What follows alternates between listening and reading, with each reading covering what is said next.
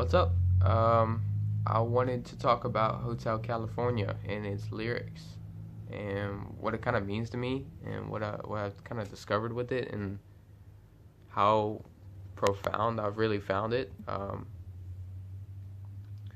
So I'm just gonna go through the lyrics and kind of explain to you how I feel about them and what my what my perspective is on them because I feel as other people would benefit from seeing it from this perspective, right? So I'm gonna go through it and just tell you how I feel.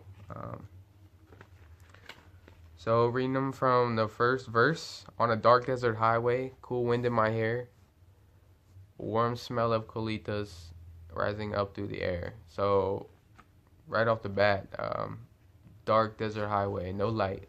Um, and then the next line, shimmering light, is how they refer to Hotel California, or as I'm gonna relate it to in this video, Hotel California is, I don't want to say Earth, but this physical reality, this physical realm that we all inhabit, right? That's what I'm gonna relate, kind of compare it to, and after reading some of these and thinking about them in a different way, I think you guys will see the comparison I'm trying to make. But a dark highway, right? No light, warm smell of colitas rising up through the air. Colitas is weed, they smoked dope back in the 60s a lot. 70s, this was written in 1977, I believe. But what does this mean to me? They're all, they're all smoking dope, right? They're of a higher mind. This person who's experiencing this, I feel, is self-aware. I feel they're choosing to experience Hotel California, and you'll see that. Smoking dope, they're feeling good. But they're not feeling good, and I'll get to that. It says, my head grew heavy and my sight grew dim. So this person, they're enlightened, but they want to experience more things, right? Their sight grew dim. They've seen a lot, and they need to see more. They need to experience, the thrill of a lifetime. And that's why they're going to Hotel California. And said, I had to stop for the night. There she stood in the doorway. I heard the mission bell, and I was thinking to myself, this could be heaven or this could be hell. This is a big part because this tells you that this person going to Hotel California has a choice. It could be heaven or it could be hell, whatever you make it. It's a duality system. It's one or the other. And as you see, the people who are already here, those who aren't aware of what they're in, they choose hell. They choose, they've been tricked into believing this is all there is, and they choose hell. They choose materialistic. I mean, we live in hell right now, and that doesn't, that's not very optimistic and very positive, but it doesn't have to be hell. That's what I'm trying to get across with all this. It doesn't have to be hell, that we can bring forth heaven on earth. I truly believe that if we collectively believe in it. I'll keep going through this stuff.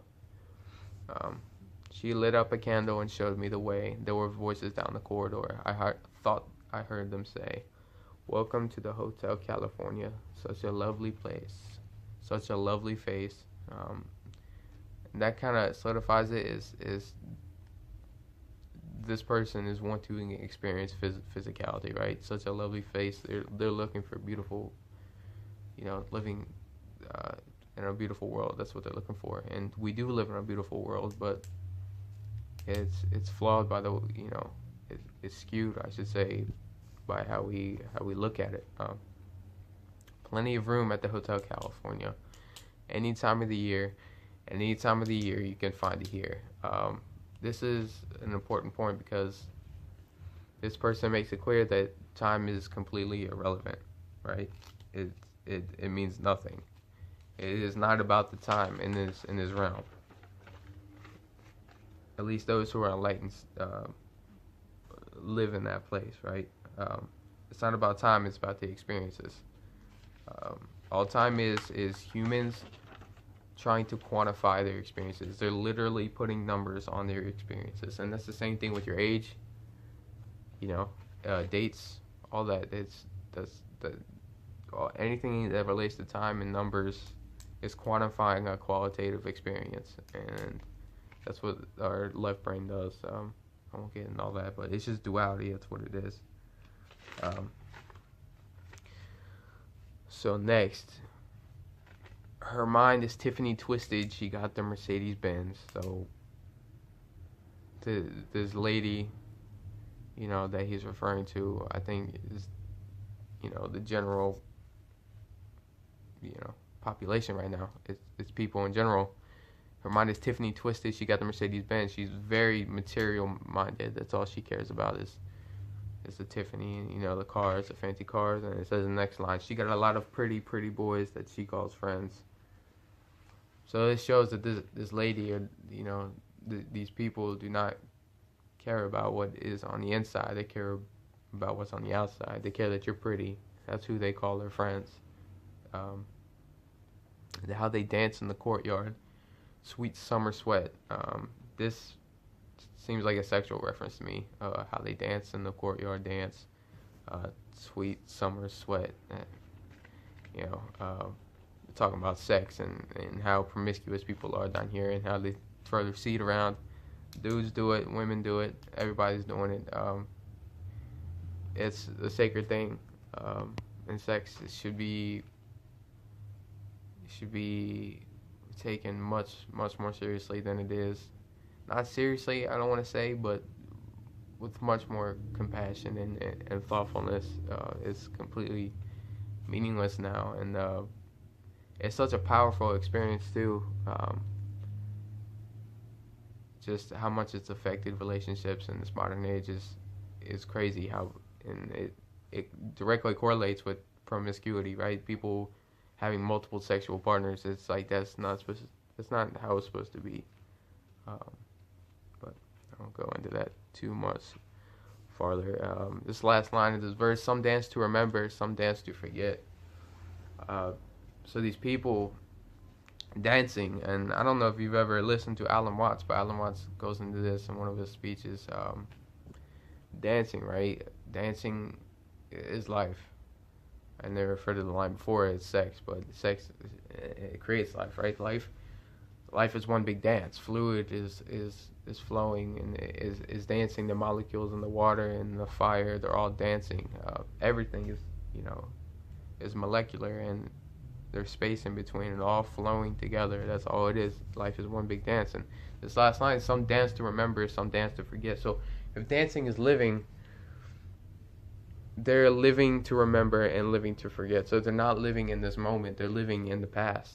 They're living to remember some past event or to forget some past event. They're not living in this moment right now. And that's why they're so unhappy. That's why a lot of people are unhappy right now. So I called up the captain. Please bring me my wine. He said, we haven't had that spirit here since 1969. Now, this is more direct. And every time I read it, you know, when they say spirit, it's a double entendre. They're referring to the wine, but they're also referring to, you know, the human divine spirit that hasn't been here in a long time. And that's true with this world right now. It's missing that divine spirit, that connection to the oneself that you know, that a lot of morality, I mean, all the morality came from. And when we were severed from that, the whole morality just got cut from the, you know, from the image. And we've all just been shells of who we used to be and who that we can be and who we will be again. And still those voices are calling from far away, wake you up in the middle of the night just to hear them say, welcome to the Hotel California, such a lovely place, such a lovely face. They living it up.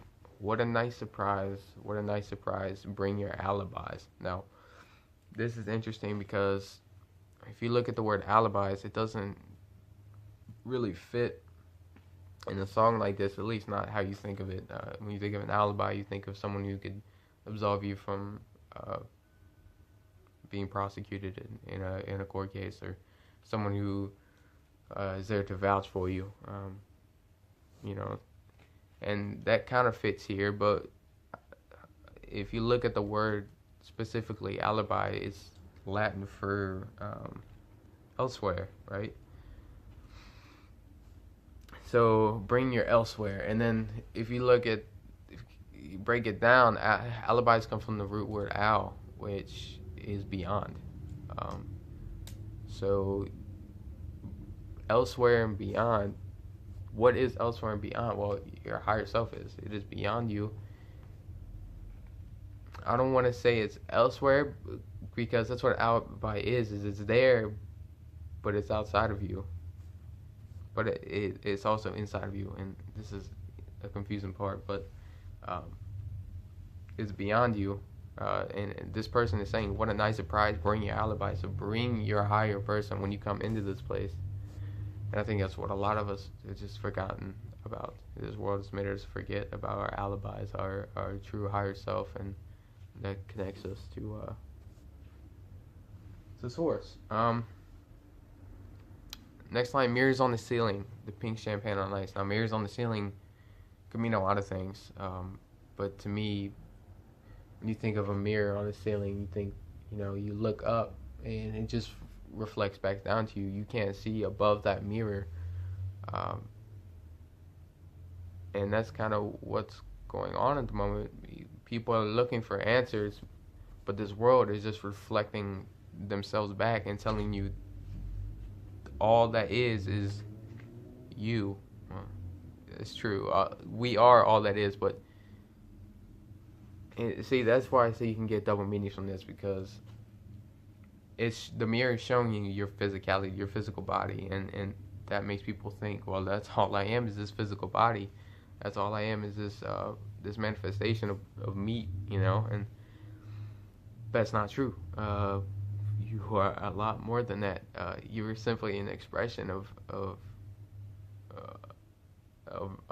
many, of one person. And you're just a small part of something so much bigger, and we've completely lost that connection, but we're finding it. And this is a pretty self-explanatory line when she said, "We are all just prisoners here of our own device." That's just reinforcing the point that we are here by our own choice, and we can make this world anything we want it to be. We're all one. We can create this world however we wish. But most of us right now are choosing to be prisoners. We're choosing to be, a slave to our desires and our lower density, lower vibrational, urges. But we got to rise above that. And in the master's chambers, they gather for the feast. They stab it with their steely knives, but they just can't kill the beast. This is an interesting one, because I just watched a video from Og Tellez, and if you guys don't know who Og Tellez is, AUG space TELLEZ, on YouTube. Look him up. And he does this stuff off the whim, and it's incredible. It's awesome. Well, it says, they gather for the feast, they stab it with their steely knives. So he mentioned on his video about the parable of the spoons of heaven and hell.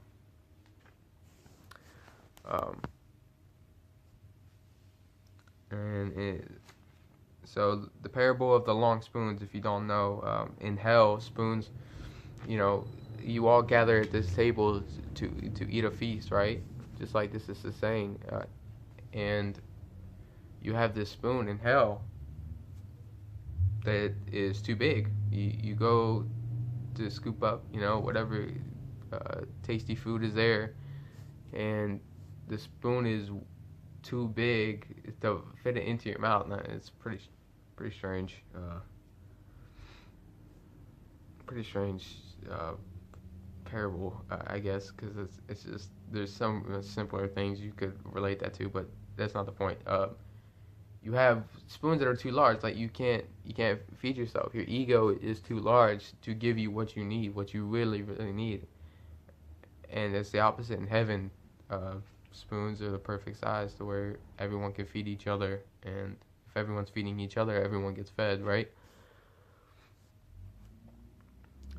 And that's a direct comparison that they just stab it with their stealing knives, but they just can't kill the beast. They can't eat. They can't feed, because their egos won't allow them to. Last thing I remember was I was running for the door. I had to find the passage back to the place I was before.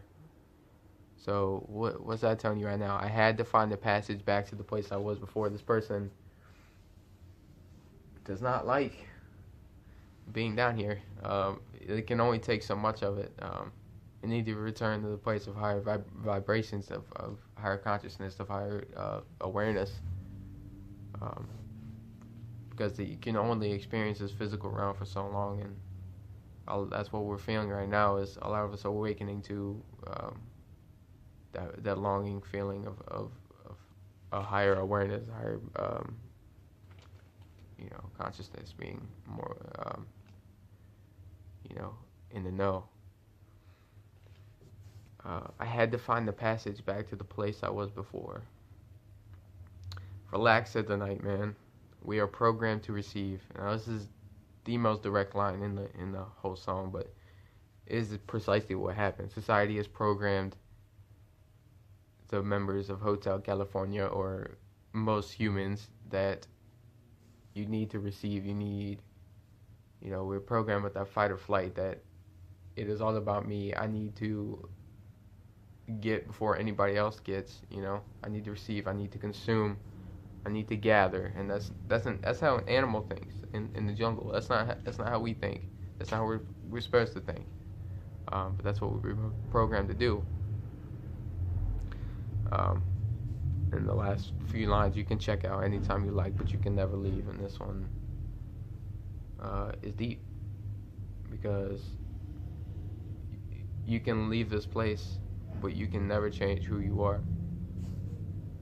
So, even death will not save you. If you remain the way you are, you have to change what is inside yourself before you can go into, a higher state of being, a higher consciousness, a higher, vibratory state. But that's it for Hotel California. I'm eager to know what other people think of this. If you agree with me or not, I'd love for you guys to just share. Tell me your interpretation of these lyrics, and get back to me. So thanks, guys.